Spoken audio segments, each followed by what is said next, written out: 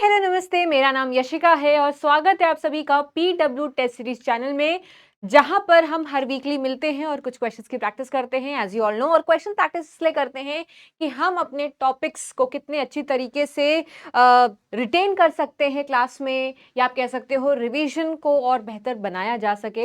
तो यही मोटो है बेटा इस सेशन का। And as you all know, हम जिस चैप्टर को रिवाइज कर रहे हैं दैट इज प्लांट किंगडम। और प्लांट किंगडम में आज जो हम चैप्टर नहीं, टॉपिक जो हम रिवाइज करने वाले हैं through questions, that is pteridophytes and gymnosperm. So let's get started. हाँ, ऑलरेडी आपके चैनल पर लाइव चल रहा है, मैराथन चल रहा है ना आपकी टेस्ट सीरीज की सिलेबस को कवर करने के लिए। तो आपका ये वाला सेशन लाइव नहीं, आपको रिकॉर्डेड मिल रहा होगा, तो मुझे मत बोलना बेटा, जो भी हो रहा है सब आपके लिए हो रहा है, ठीक है। तो आ जाओ, सबसे पहले क्वेश्चन आप देख सकते हो यहाँ पर दिया हुआ है। And you like more statement type of questions, multiple statement questions, true और false types of question, correct और इनकरेक्ट टाइप ऑफ क्वेश्चंस। तो आपको वैसे ही क्वेश्चंस आपके लिए लेकर के आती हूं मैं, क्योंकि आपका डिमांड है तो पूरा तो करना ही पड़ेगा ना यार, ठीक है।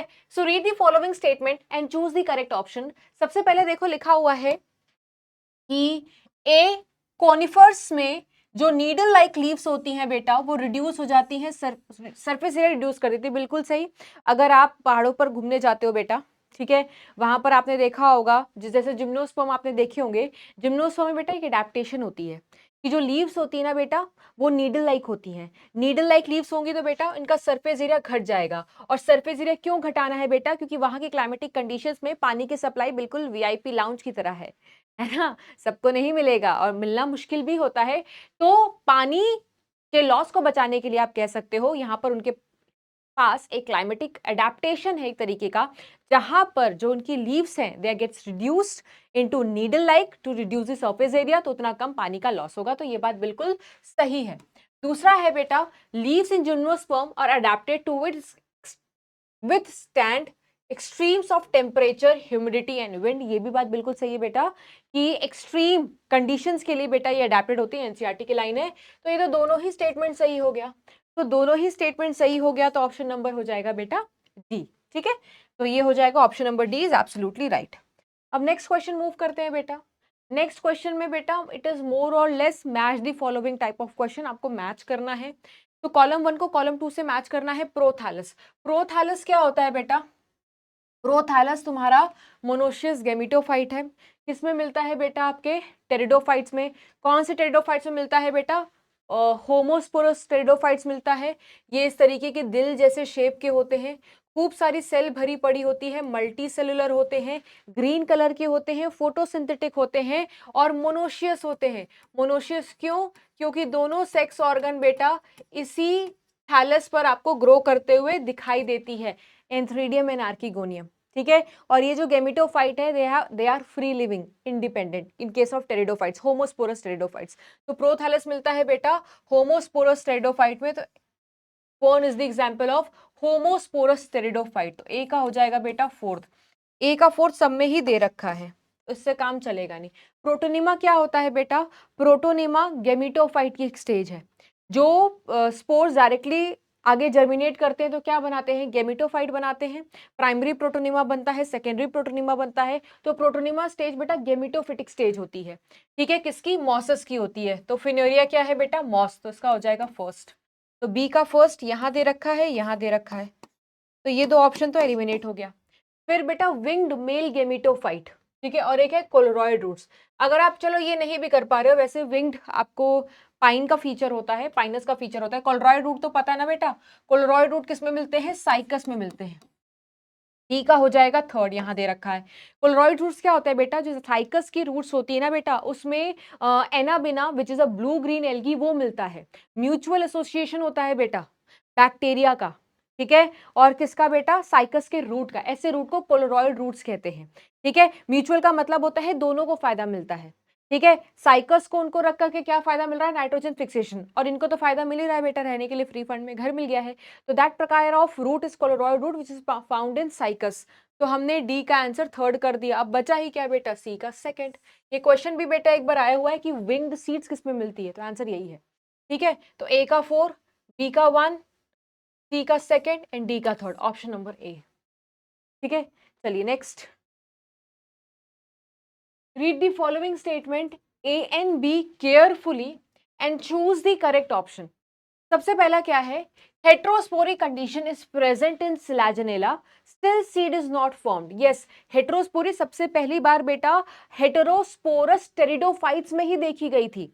ठीक है, हेटेरोस्पोरी दिख गया, दो प्रकार के स्पोर्स तो दिख गए, बट सीड दिखता है नहीं दिखता है बेटा, तो ये बात बिल्कुल सही है। सीड क्यों नहीं दिखता बेटा, इसका भी रीजन है। क्या रीजन है बेटा, कि जो फीमेल गेमेटोफाइट होती है वो प्रॉपर पूरी तरीके से परमानेंटली रिटेन नहीं रहती। अगर परमानेंटली रिटेन रहती तो बेटा आगे जाकर के सीड दिख सकता था।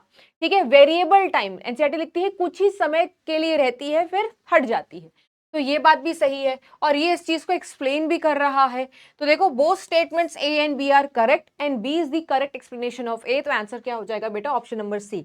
अब आपके लिए बेटा एक छोटी सी चीज लेकर के आई हूं मैं, आपको बहुत सारे न्यूमोनिक्स वैसे मिल जाएंगे, लेकिन होमोस्पोरस और हेटेरोस्पोरस टेरिडोफाइट को याद करने के लिए मैं भी आपके लिए एक न्यूमोनिक्स लेकर के आई हूं, आप याद कर सकते हो। देखो ये सारे Psilotum, Lycopodium, Equisetum, Pteris, Adiantum, Dryopteris, these are the examples of homosporous pteridophytes.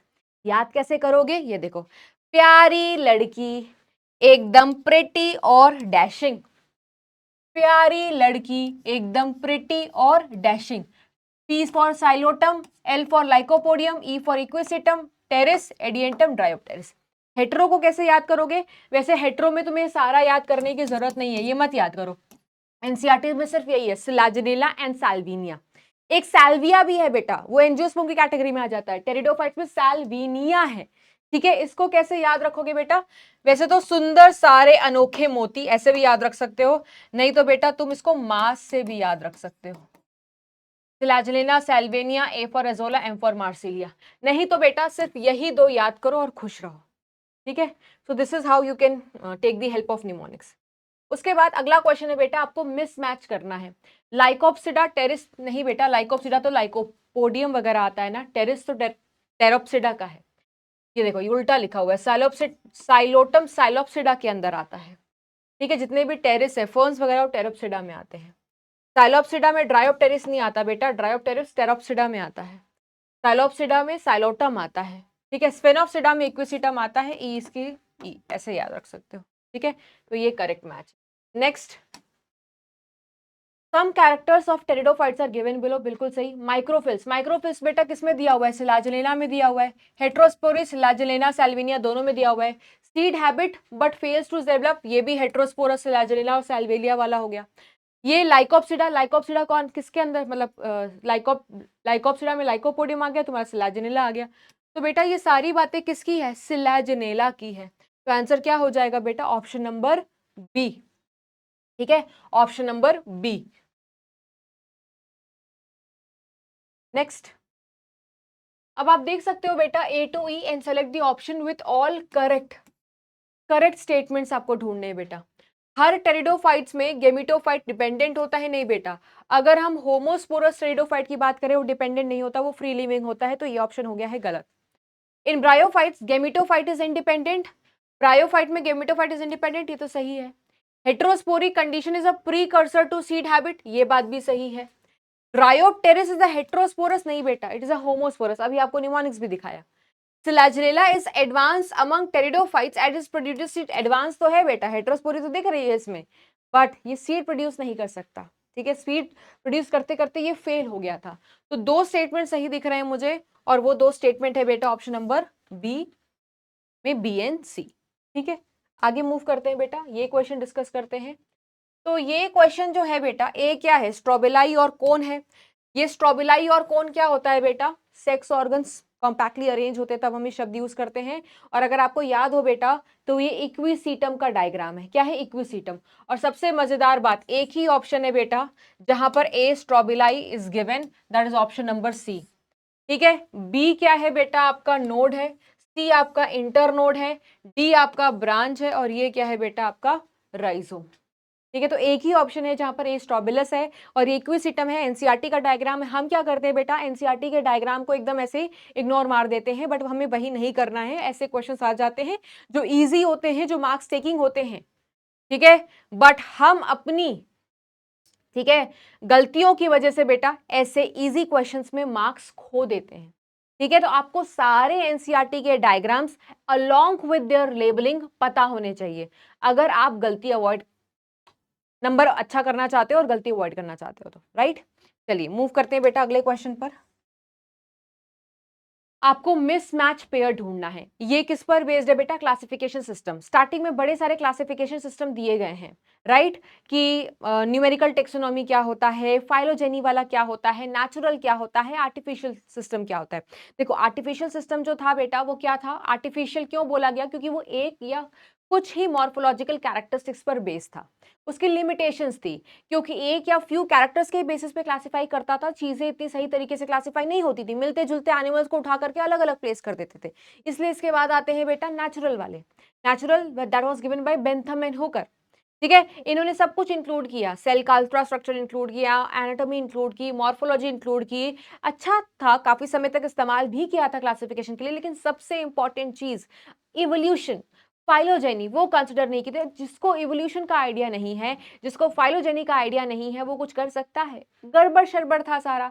इसीलिए एक बहुत बढ़िया फाइलोजेनी आया, फाइलोजेनी पर बेस्ड सिस्टम आया क्लासिफिकेशन करने के लिए, that is phylogenetic system.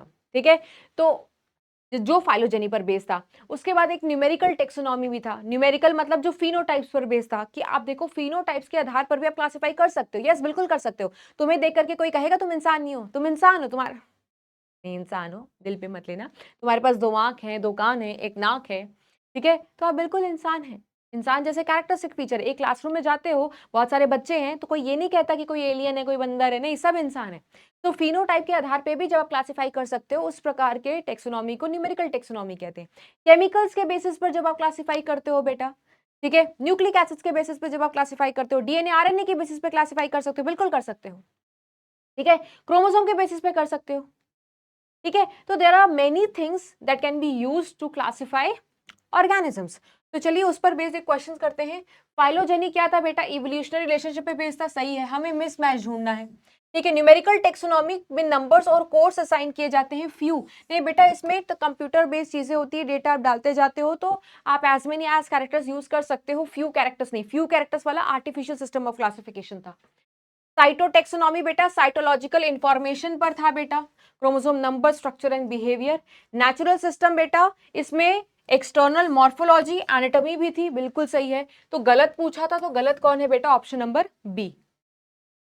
Next, the algae with the massive plant body. अच्छा, इसका हम वैसे चर्चा कर चुके हैं, तो ये एनसीईआरटी की लाइन है बेटा। मैसिव प्लांट बॉडी वाला एल्गी कौन है बेटा? केल्प।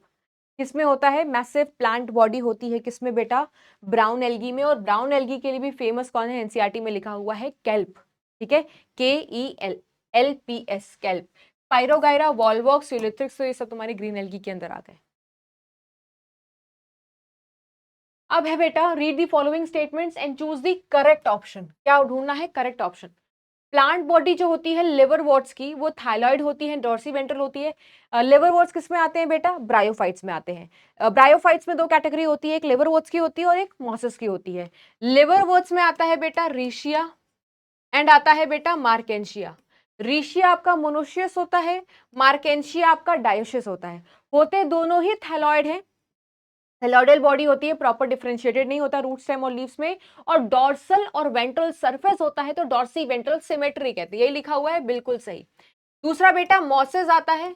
मॉसेस में हम कहते हैं बेटा कि इनमें प्रोटोनिमा, जो हमारी गैमेटोफिटिक स्टेज होती है, ठीक है, तो प्रोटोनिमा के रूप में वो दिखाई देती है। प्राइमरी प्रोटोनिमा बनता है, सेकेंडरी प्रोटोनिमा बनता है।